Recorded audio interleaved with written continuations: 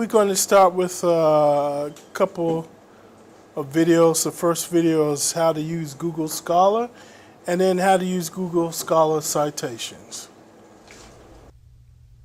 Hi, my name is David Lewis, and I'd like to talk to you about Google Scholar. I think Google Scholar is a great resource when it comes to searching for various kinds of scientific articles and other kinds of sources that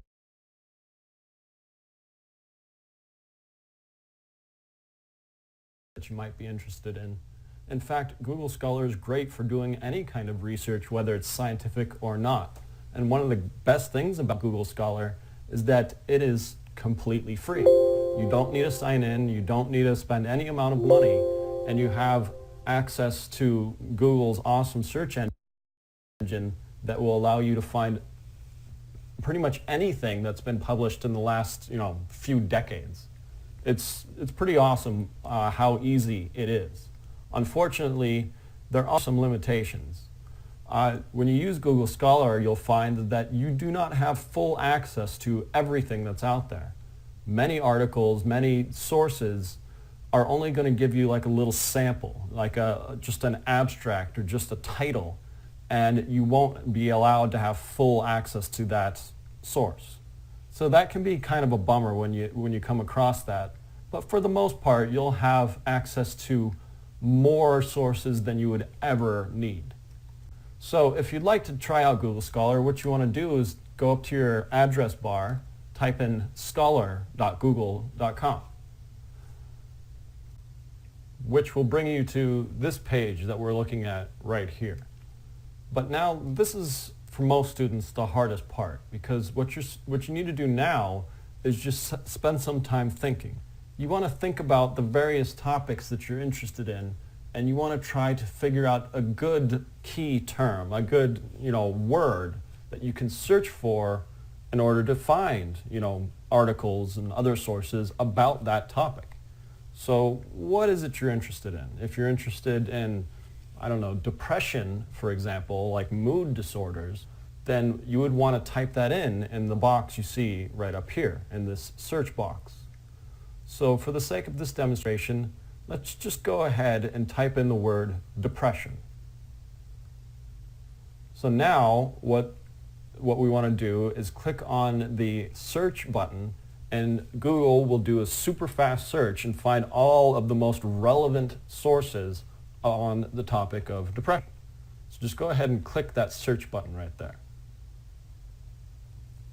Okay, so here are my results. And if you've never used Google Scholar before, this can look a little chaotic. Like there's tons of tiny little things you can click on, but all you should worry about initially is just the titles of each of these sources. And that's the big blue titles that you see right there. So now you just want to kind of scroll through all of your results and see if you can find something that piques your interest. Here's one that looks kind of interesting. Let's just go ahead and click on this one right here and see what we can get. All right, so by clicking on that link, it brought us to the article's main page. So you can see this article is published in the American Journal of Psychiatry. And you can see the authors, you can see the volume number, the date of publication, and all that important stuff. If you scroll down a little bit, you can see here that we've got more information about this article. What you're looking at on the left is called the abstract. This is just like a super condensed summary of the full text of the article. So by reading the abstract, you'll know all of the most important bits from that full text. And that's a great way to decide whether or not you are interested in this article and whether or not you should spend that time reading the full text. But let's just say that for the paper I'm writing, this particular article doesn't really fit with what I'm trying to write about. Let's look for something else. So just go ahead and back out to the main Google Scholar page we were looking at just a moment ago. All right, so let's find a different article. Let's find something a little bit more interesting, perhaps. I'm not really interested in coronary artery disease, so let's look for something else. So if you scroll down a little bit, you'll find plenty more articles, and this is just a few. There are pages and pages and pages of various articles, but we won't go into all of that right now. Let's just look at a few examples. Here's one. Let's look at this one. This one's about a rating scale for depression. It was published in 1960, but let's just check it out and see what that's about. So go ahead and click on the link you see over here. All right, so here is the source. This looks like it was published in the Journal of Neurology, Neurosurgery, and Psychiatry. Okay. If you notice here, it doesn't look like there's an abstract, but there is a link for the full text. So let's just go ahead and click on this link over here. All right, so oftentimes when you see links like that and you click on them, it will open up the full text in the form of a PDF file. This is just kind of a standard. In fact, if you ever see links to PDFs on Google Scholar, that generally means you have full access to the text. So with this article though, now that we have the full text as a PDF, you can actually do a lot of stuff with that. You could print it out, you could save it, and all those other kinds of functions by just going up to this toolbar up at the top and clicking on one of the icons. So if you want to save it, just go ahead and click on the little save icon that you see up there. All right, so those are the basics of like how to find various sources and read about them. But Google Scholar offers a lot more than just that. So let me show you a couple of the other really cool things that Google Scholar can do. So let's go to the main page. All right, so now that we're back out here at the main page, I just want you to check out this little thing over here. So if you look under the title for the article that we were just looking at, you'll see a few smaller blue links. Like you see one that says, for example, cited by 22,450. That means if you click on that button, you'll be able to see 22,450 different articles that have all referenced this one. So that by clicking on that button, that's a great way to find more recent research that has discussed the article you just read. So let's click on that. All right, so once again, we have a page of results. If you notice over there, we have some links to PDFs, and all of these articles had something to say about the one we were just looking at. So as I just mentioned, this is a great way to find more recently published studies on some of the more major ones that were done in the past.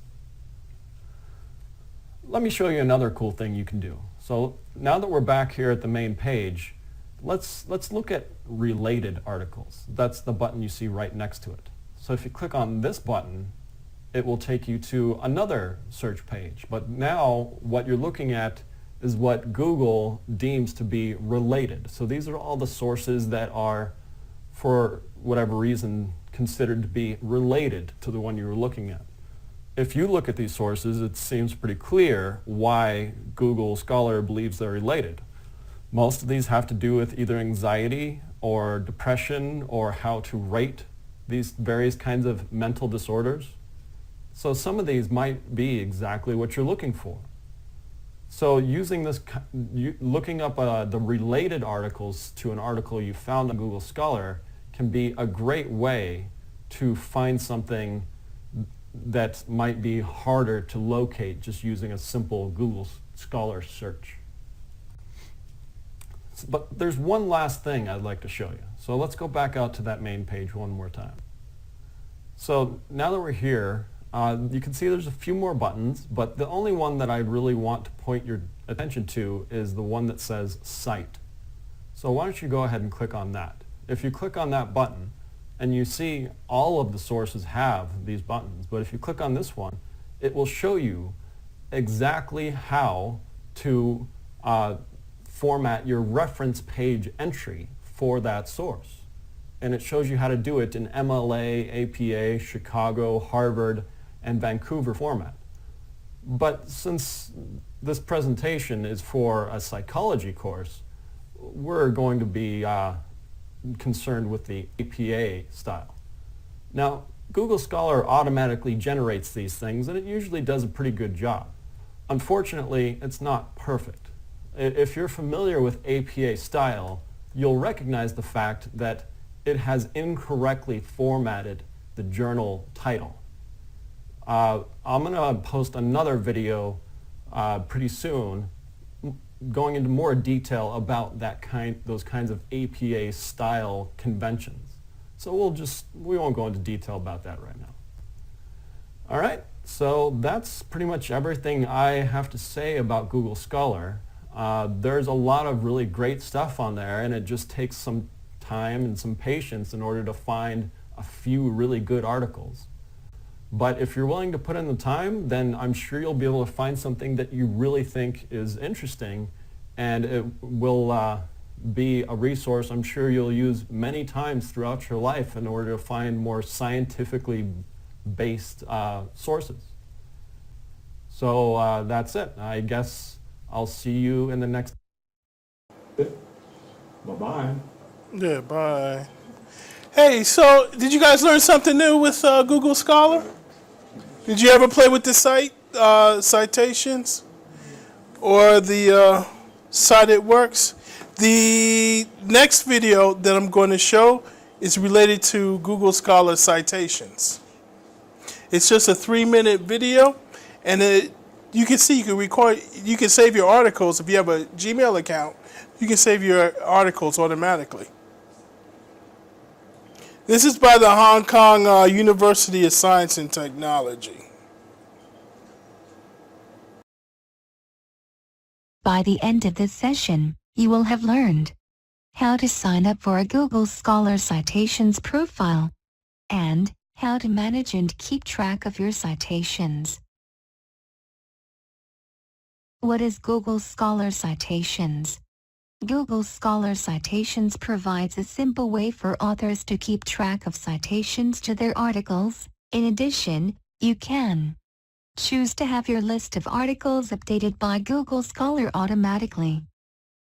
Check who is citing your publications. Graph citations over time. Compute several citation metrics.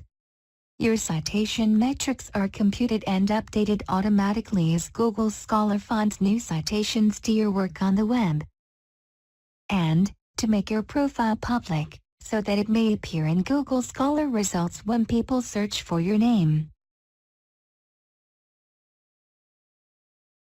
In order to sign up for a Google Scholar Citations profile, you need to create a regular Google account, or sign into the one you already have. Go to the Google Scholar website and click the Sign In button. Then, sign in with your Google account.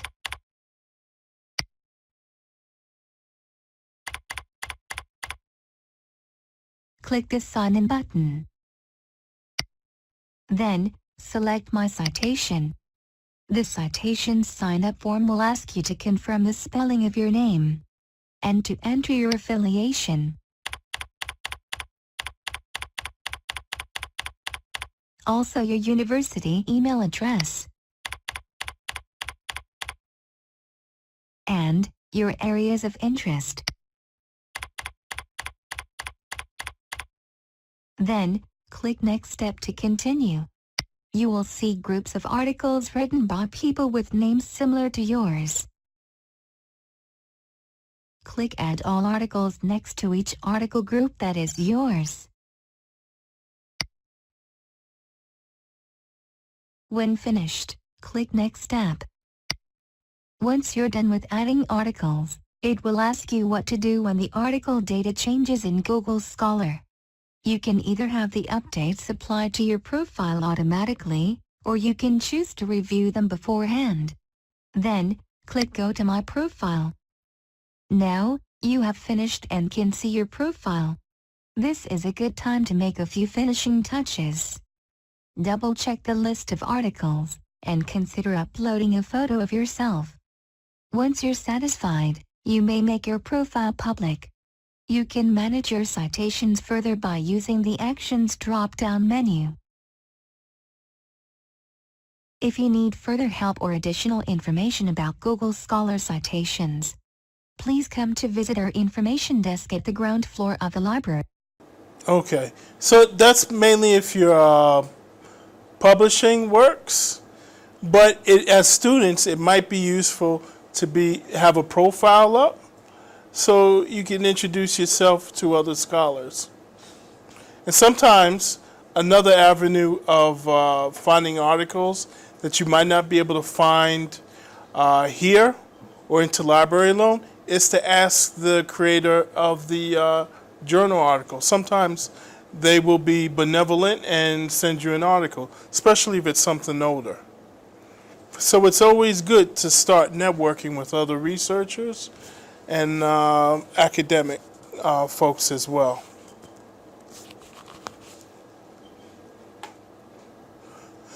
So that's it on Google Google Scholar. If you want, later on we can go over a few exercises. But most of you use Google Scholar, right? Yeah. I'm sure you guys are experts.